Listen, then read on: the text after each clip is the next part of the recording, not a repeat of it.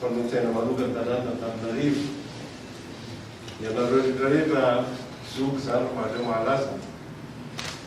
Ny androany dia andro lehibe tokoa satria androany no ajerovantsika n'ilay fitiny reny. Tsy lany amamina tokoa ny fisaorantsika an'Andriamanitra. Mahatsiaro indrindra izy ny fototra sy antony zavatra rehetra. Ary dia saotra sy makasitraka anareo mpiara-miasa sy namana ary tapaka tonga asesiky ny fitiavana amin'ny mahafetiny reny. Marina tokoa fa sady reny ny reny firen'ny Antananarivo renivohitra no renyntsika rehetra koa ren'ny firenena.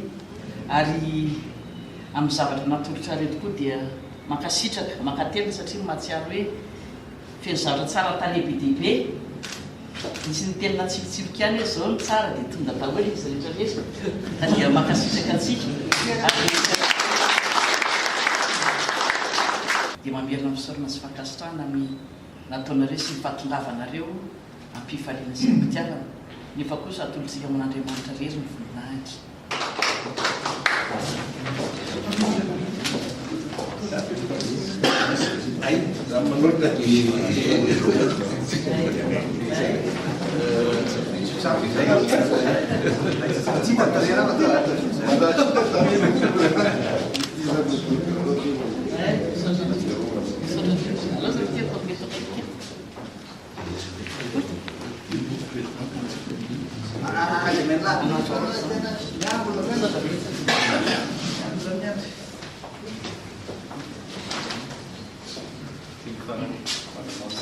Claro?